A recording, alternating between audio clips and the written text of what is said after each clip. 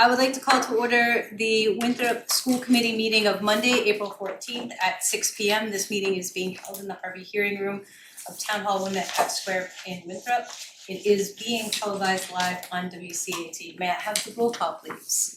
Ms. Leonard? Yes. Mr. Lettieri? Here. Mr. Matucci? Here. Ms. Petrie? Here. Ms. Purinton? Present. Ms. Barry? Ms. Powell? Present. Please rise to the Pledge of Allegiance. Ms. Petrie, can you lead us? I pledge allegiance to the flag of the United States of America, and to the republic for which it stands, one nation, under God, indivisible, with liberty and justice for all. Thank you. Do we have any public comment tonight? Moving on, may I have a motion to approve the minutes of March 31st, 2025? Motion. Second. Any discussion? May I have roll call, please? Yes, Ms. Leonard? Yes. Mr. Lettieri? Yes. Mr. Matucci? Yes. Ms. Petrie? Yes. Mr. Purinton? Yes. Ms. Powell? Yes. May I have a motion to approve the minutes of April 1st, 2025? Motion. Second. Any discussion? Hearing none, can I have a roll call? Ms. Leonard? Yes. Mr. Lettieri? Mr. Matucci? Yes. Ms. Petrie? Abstain. Mr. Purinton? Yes. Ms. Powell? Abstain. May I have a motion to approve warrant SVW 25-18 in the amount of $549,408.97? Motion. Motion by Mr. Lettieri, second by Ms. Payne. Any discussion? May I have a roll call, please? Ms. Leonard? Yes. Mr. Lettieri? Yes. Mr. Matucci? Yes. Ms. Petrie? Yes. Mr. Purinton? Yes. Ms. Powell? May I have a motion to approve the payroll warrant SPW 25-19 in the amount of $920,350.11? Motion. Second. Motion by Ms. Petrie, second by Mr. Purinton. Any discussion? Hearing none, may I have a roll call? Ms. Leonard? Yes. Mr. Lettieri? Abstain. Mr. Matucci? Abstain. Ms. Petrie? Yes. Mr. Purinton? Yes. Ms. Powell? Yes. May I have a motion to approve a building request by Winthrop's Parks and Rec for their flag football? Motion. Second. Motion by Ms. Petrie, second by Mr. Purinton. Any discussion? Hearing none, all those in favor? Aye. Any abstentions or opposition? Motion passes. Do we have, let's move to the superintendent's report, please. So yes, thank you. Returning from a week of vacation, so I have been out this whole past week, and Ms. Laurie Gallivan was in charge, and happy to report that things were stable all week, which was nice. Probably good reason for that, which moves me to my next topic of discussion in the superintendent's report, which is the override and the successful passing of all three questions that were on the ballot. I'll speak just for a minute about the override and the stabilization account that have been passed. So I think I speak for the entire school district and hopefully the school committee that we're very grateful to our community for reconsidering the request that we had put out in November. And then the passing of this override, I believe, is going to enable us to maintain a level service budget for this year. And hopefully continue to allow for that and hopefully more in the future. I want to personally thank the override committee and all the volunteers who did a lot of work from September to November, and then did a lot of reflection and looking into how we could better educate the community. We took feedback from the community and heard that there was some confusion and whatnot. So a lot of work was done by the committee in seeking information from me and from the school committee and from the town. And most importantly, I think the biggest change from November to April was having the fire debt exclusion become part of the ballot. And at first that was a little bit concerning for us. But with the help of the override committee and the vision of the override committee and other volunteers who might not have been on the committee, but certainly worked closely with those who were on the committee about partnering with the fire station and treating both the debt exclusion and the school override questions as sort of one real vision for the future of our school and our town as a whole. And I think that helped strengthen both the information sharing on both issues and both sets of questions, so that the community was able to really take the time to get a better understanding, ask the questions, receive the feedback. And I'm grateful that the committee, with every question they got, would come back to me looking for factual information. And so they were getting things directly from the source and not having to sort of make a decision on their own about why certain things were needed. So I want to thank them for that. They provided factual information about the state of our schools, about the budgets, both past and present, but most importantly, about the value of providing a quality education to the students and families of our community, and making a commitment to invest in our future. The passing of the school stabilization account, I believe, is going to allow the district to maintain a sense of financial stability, which I think is super important for us in terms of our planning for now and in the coming years. And hope is that it's going to allow us to continue to provide the high quality education and a safe and supportive school environment that we currently have. And again, I think the successful passing of all three questions on the ballot is a strong statement from our community that they are invested in Winthrop and want what's best for our town. It would take me about a month to name every person that was part of this larger group effort, from parents to school committee members to town council members to the committee, and then just to random people. I remember meeting up at Seal Harbor and people that I had never met before who don't have kids in the system but live here, and had lots of great questions, just things that they didn't know because they're not involved with the schools. Fire department was part of that, and they were able to also answer great questions. And I just think it was a big, huge community education, mission that we went on, and I feel like we're stronger as a community now, much stronger than we were on April 4th. So that's one thing on my meeting, on my superintendent report. The other thing I wanted to share with you is that the FinCom meeting is May 1st. That's when the school district will meet. We'll present to the FinCom to let them know about our budget. It'll be a little bit of a different presentation now that the override has passed, so they'll definitely be asking me for some specific information, but I'll share what I'm going to be presenting with them, with the whole committee, so that you have that in your hand prior to me presenting that. And I'll send out the date again to you all and the time of that. And just another point of information, the Winthrop Teachers Association has asked to start negotiations with the school committee. Their contract ends at the end of this school year. We've set our first meeting for May 6th at 5 o'clock. I'm waiting to hear back from them just to confirm that they'll be in attendance for that. And that will be to discuss the teachers union contract to start. There are 7 unions in the district that all have to be negotiated. It would be amazing if they could all be negotiated by June 30th when, or over the summer. With contracts, I believe most of them end at the end of August. And then they start anew on July 1st. And I think because I was on vacation for a week, that is my school committee report. Happy to answer any questions that people have. Questions? Hearing none, moving on, homeschool applications. And then that moves us to personnel. Okay.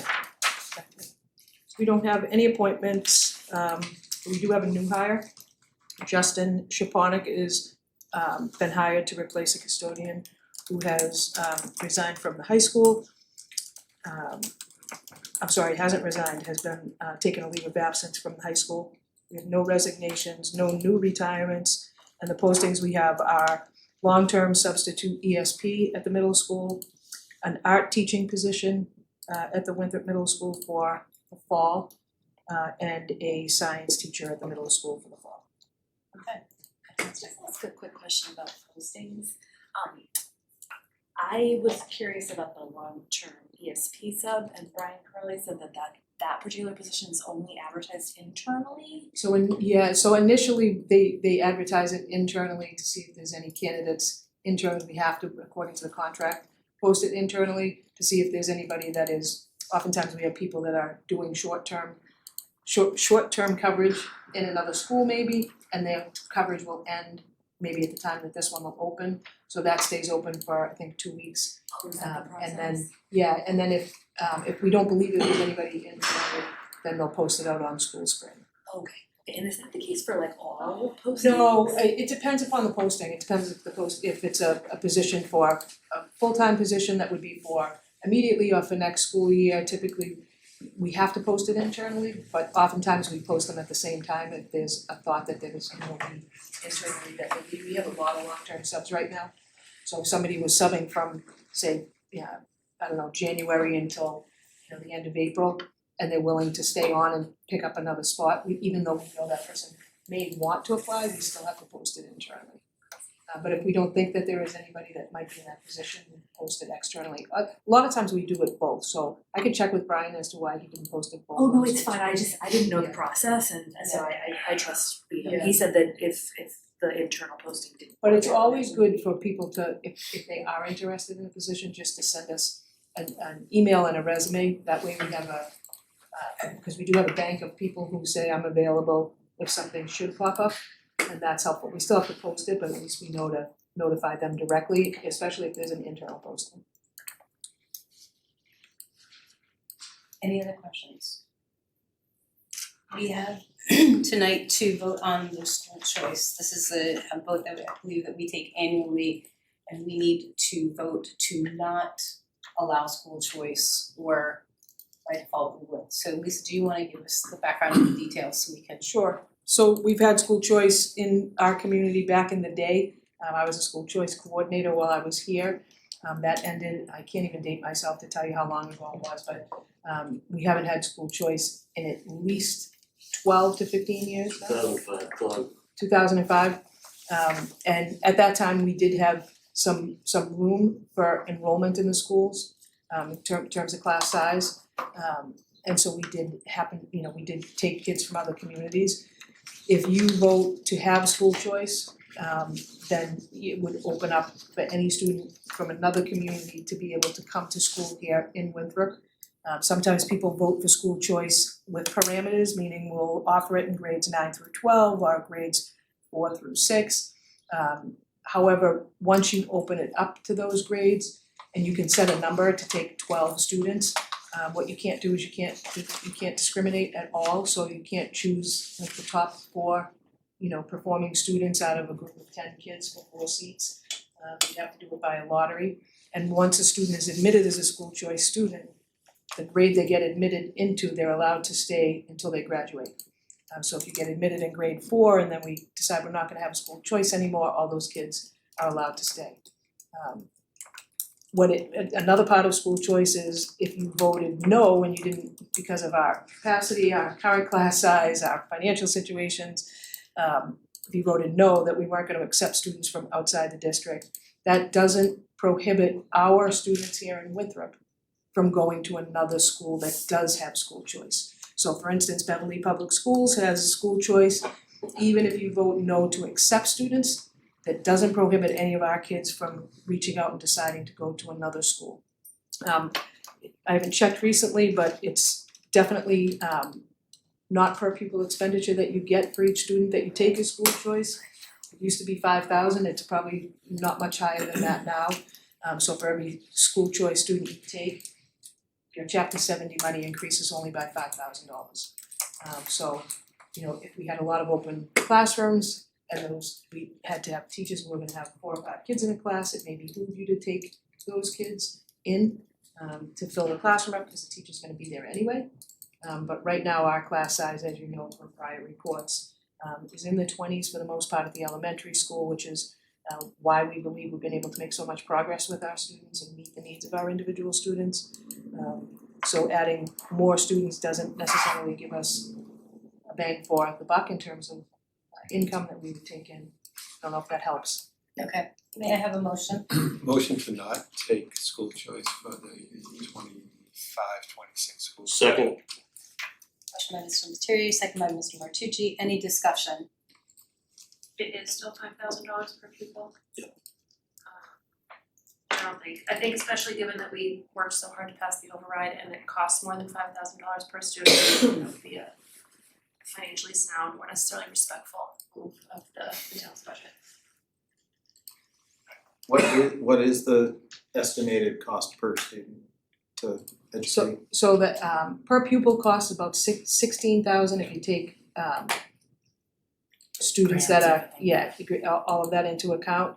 But I can tell you that 16,000, that's a broken system. It doesn't cost $16,000 to educate one child per school year in a school district. So it's sort of a funny number that comes through the whole formula of how they create the chapter 70 and the per pupil expenditure. But 16 and change is about the average. Thanks. You are welcome. Any further discussion? Now, roll call please. Ms. Leonard? Yes. Mr. Lettieri? Yes. Mr. Martucci? Yes. Ms. Petrie? Yes. Mr. Purinton? Yes. Ms. Powell? Yes. And I will leave the food services civil rights policy on unfinished business, so the employee policy has had a chance to take that up. And then public relations beyond your report. Again, I could go on for 4 hours, but thank you to Winthrop for the passing of the override and also the debt exclusion for the fire station. Congratulations to the Winthrop Middle School Elk Student of the Month for March, Yadil Carrera, Teresa Sherper, Eli Tenen, Lila Logan, Dan Senna, and Giovanni Hanlon. Congratulations to Matt Temple, who was selected out of 24,000 youth across the state for the Shannon Grant Youth Award. That was in the transcript this week. That's a very nice award for him to get. He was nominated by the Winthrop Police Department for his commitment to the Friday night open rec program. So congratulations to Matt. Walk and Bike to School Day is Wednesday, May 7th. And Boston Red Sox ticket raffle for Saturday, May 4th, begins at 1:35. There are 2 tickets up for a raffle in section 14, row 4, and the proceeds are to go to benefit the S1 program, which is a high school program that we have for our students. You can reach out to the high school, they have it on their webpage, or you can reach out directly to Mr. Crawford, and he can get you the information about how to buy one of those raffles. And that's it. Public relations. Any other public relations? I wrote to say that the top 10% breakfast was this past Thursday at the College Park Yacht Club. It's one of my favorite events every year. It really showcases the talent that we have and the students that we have. And it's great to see that, you look at the 9th grade, 10th grade, and there's a few more kids in the 9th grade than 10th, than 11th, and 12th. It's kind of like a triangle, which is great because it just shows the amount of support we're getting to our school and the amount of kids we're starting to bring back. But it's a great event. It really just showcases the talent that we have. And when you get to the seniors and they do a brief biography on each kid and where they're going to school, it's just very impressive sight. So I want to thank the kids, their parents, and the high school for putting on the program. Matt did a great job. The only other, I didn't mention, there's a whole contingency of students from Winthrop as well as family members from Winthrop and some people who happen to be teachers that are going on an Explorica trip to Greece on Thursday. So they're going from Thursday to next Saturday. They are flying into Greece. It's not a school-sponsored trip, but it's a lot of our students as well as community members that are going on the trip. It's a trip run by Explorica every year and offered to our community to take advantage of. The students are well aware prior to going that because they do miss a day of school, that they have to really watch their attendance up to that point to make sure that they haven't had 5 absences. That are unexcused. So looking forward to hearing the kids always come back with great stories. I believe there's 95 people going this year, the largest amount that has ever gone. Because of that 95, I believe 50 are students. And they're typically grades 11 and 12 that are attending. So they'll be flying into Greece and then they're taking a 4-day cruise. I should know this. They're taking a 4-day cruise throughout Greece and then returning back to Greece and flying back to Boston on each Saturday. So I know they're excited about it. It's a great experience for them to see another country. And They do have chaperones to explore that happen to be people that the students know, because they're either community members or some staff members who have chosen to go on that trip. So looking forward to hearing back how that goes. Excellent. Can I just say one thing? Yes. This will be very quick. I just wanted to thank the community for the override vote, and really thank you, Lisa. I know that you were incredibly receptive to the Citizens Committee and answered every one of their questions. And I just want to say, there was something, dare I say, kind of magical about that day in town. I mean, I saw families I knew walking to the polls. I ran into Principal O'Leary knocking on doors. I ran into you and your dad, Lisa, at the campaign headquarters. And I want to thank the support of the town council too, particularly Joelle and Suzanne Swope and Max Tassinari, who were particularly active in this second iteration of this campaign. So thanks to you, thanks to the town council, and thanks just to the taxpayers of Winthrop. I really felt that this was a bright light in an often dark world. So just wanted to express my real gratitude. Excellent. Any other public relations? Hearing none, may I have a motion to adjourn? Motion. Second. Motion by Ms. Petrie, second by Mr. Parrington. All those in favor? Aye.